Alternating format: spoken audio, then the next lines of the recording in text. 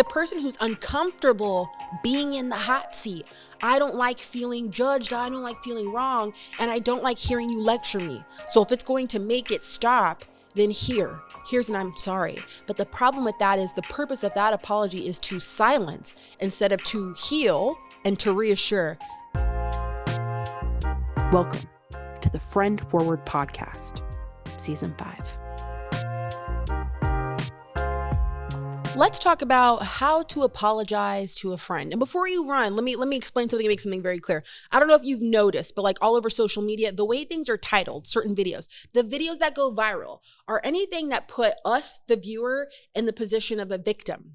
So for example, if I had titled this video, "What to do when a friend won't apologize to you," it would probably perform a lot better because we like to see ourselves as people who have been wronged and what to do to correct that, right? But I know that the people I'm talking to here, the women who are watching right now, we can own our stuff. And we know that sometimes we disappoint our friends.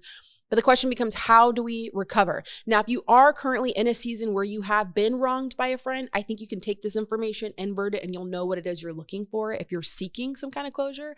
But for now, let's take some ownership and figure out, what do we say? What do we do when we're trying to make things right and tensions are high? So if you're already fearful, you're cringing, you have a bead of sweat breaking out as you think about apologizing, first, let me validate you. It is uncomfortable. It is hard. And it is scary. Why? Well, because for some of us, it feels like a personal attack.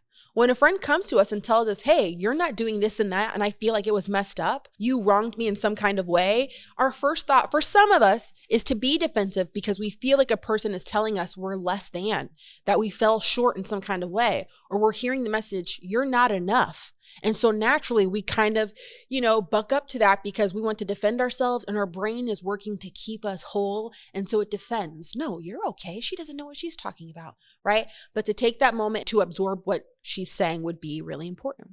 So it's difficult for that reason. It feels like an attack. It can also feel uncomfortable because some of us fear that it's the beginning of the end. Like as soon as we have an issue and there's tension, we start to think like, oh, here we go. It's not as perfect as I thought. And this friction must be evidence that we weren't meant to be friends. And we get uncomfortable with the fact that this friendship is about to prove less than perfect. And so instead of giving an apology, for some of us, we just accept the terms and conditions and we're like, all right, I'm out. And for the rest of us, giving an apology simply feels hard because we feel like we live in a world where we have to apologize enough, especially as women. I'm sorry for not being good enough. I'm sorry I bumped into you. I'm sorry. And so for some of us, it's like, you know what? No, I'm not saying sorry here, but some of us are misdiagnosing moments where we need to be reconnecting through being humble and offering an apology. So here's the tip to get it done. An apology should accomplish two things. It makes the other person feel like you get it and you care. One appeals to their mind, the other to their heart. So if they tell you, "I feel like what you did was messed up," or "that was not okay," or "I feel attacked," your goal is to help her understand, I get where you're coming from. Okay, I understand. And then also and I care about you very much. And because of that, I want to make this right. Because essentially that's all she's looking for to begin with, right? Think about a time you were wronged. You don't feel settled until you feel like, okay, I'm confident she gets it and she cares. So those are your two guiding questions. How can I make her know I understand? How can I make her know that I care? So instead of giving you tips on how to construct it, which we will in just a second, can I start by giving you examples of what not to do? Some of us know it intuitively because we've gotten apologies that were less than effective. I'm about to tell you exactly why. So let me give you some examples. And if you want to learn more about this, by the way, I learned a lot about the art of crafting a good apology from a psychologist known as Dr. Harriet Lerner. Some of you might be familiar, but she has a lot of work on this where I have derived some of my understanding. So if you want to go into this further, I definitely recommend that you look up her stuff. So let's talk about a couple examples of what not to do. And then we'll talk about how to construct an effective apology so some of us can get out here and save our friendships and get it together, okay? So the first kind of apologizer you don't want to be is the over apologizer. You know this as the person who does too much in their apology. And you might think to yourself right now, Danielle, is it ever possible to do too much? Yes. Now, let's say a person tells you, "Hey, it was messed up when you did yada, yada, yada." If you respond with something like this, "Oh my gosh, you're so right. You know what? I'm the worst. No. I'm the worst. I can't believe I did. I'm so stupid sometimes, God." And then some of you even starting to cry Okay, now I'm not saying don't give in to your emotions, do what you do.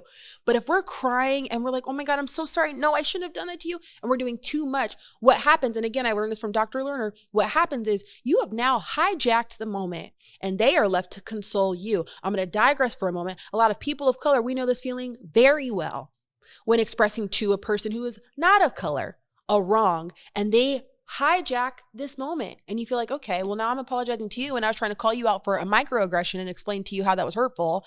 I now feel like I'm consoling you, right? The moment is turned to you.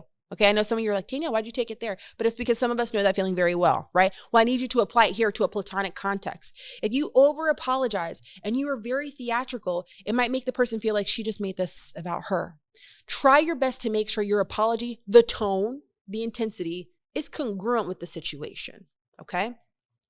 The second thing you want to avoid doing is being the under apologizer. So if we have a friend who has said, hey, I feel like you've grieved me in these ways, and we say, oh, okay, I'm sorry. She's going to feel like you don't understand and you don't care. We have to find a way to express an understanding of the magnitude of the offense. If they're telling you, hey, something happened and it's a level 7, and you meet them with the energy of a level 2, they're probably never going to feel settled because it feels like, again, you don't understand, you don't get it, the severity of the offense. And also, man, do you even care about me that you're not matching the same energy? The third kind of apologizer you want to avoid being is the silencer. This is the person who offers an apology because they want you to shut up. Okay. Now, some of us, we've experienced this in a romantic context. Ladies, let's say you're talking to a guy, you're telling him, hey, this was not okay. And he's like, oh my God, okay, I'm sorry. God. Okay. Or I'm sorry. Okay. I'm sorry. There. Right. The person who's uncomfortable being in the hot seat. I don't like feeling judged. I don't like feeling wrong. And I don't like hearing you lecture me. So if it's going to make it stop, then here's an I'm sorry. But the problem with that is the purpose of that apology is to silence instead of to heal and to reassure. I care about you and I understand. And finally, the kind of apology you're going to want to avoid is the justifying apology, the one that's laced with all these excuses, examples, explanations of why you did what you did. So for some of us, and we know because you've received a crappy apology like this, I know I'm not the only one, but you've received one where somebody is like, yeah, listen, I'm sorry I raised my voice. Like that wasn't okay. But I will tell you the way that you came at me. I mean, what do you expect? Okay. And start to tell you all the reasons why they chose to wrong you, essentially. Right. Yes, there's room for explaining context of why maybe you did what you did. But if that person never gets to a point where they believe, again, she understands, she gets it, and she cares about me, then we're missing the mark. The purpose of an apology, according to Dr. Harriet Lerner, is to show the injured party that you care. If you're doing anything else, you have missed the mark. Does it take some humility and discomfort? Yes, it does. But here's what I don't think we get, and I'm talking to myself too, because I was recently in a situation that required this knowledge. I think what we miss is we think connection is about the high moments. Oh, if I gift my friend something, a little something on Venmo, or if I send her a card, or if I send her a text, I'm doing all these things to show we're connected. That's all sweet, and those are very lovely gestures. I think we're missing an opportunity for connection during moments of disconnection. If you tell me I've wronged you as a friend, and I genuinely listen to you, identify the parts I can take ownership over, express to you genuinely that I really care and I'm sorry about that, there's something about you that has maybe more respect, affection for me afterwards because I demonstrated I care and that I have the capacity to own my stuff. So even though it feels counterintuitive, like in a moment of conflict, we can be closer than before, it's an opportunity for connection to say, I see you and I care. So here are the 3 parts that should be a part of your apology. Now, I will cover this in more detail in my upcoming book, tentatively titled Fighting for Our Friendships, out in spring 2024. But for now, I want to give you a couple parts that I learned from a public relations expert, specifically in the area of crisis PR, Molly McPherson. If you're not already following her on TikTok, I advise you to do so. But she does such a great job of explaining the necessary parts of an apology. Now, she does it for brands and companies, but she helped me understand when I interviewed her for my book that at the heart of it, it's the same process for apologizing to people as well, right? So here are the different parts that need to be involved in your apology. The first is you need to listen thoroughly. And I don't mean listen like this. Okay. Okay. We're letting her know with our body, with our silence, right? That I'm hearing you. I'm not going to jump in to assume like, oh yeah, I know what you mean. Or like, wait, hold on a second. Correcting every little detail of what she shares of how we wronged her is frivolous. We're listening until it looks like that person has got it out. And they reach a point of like, I've said it all.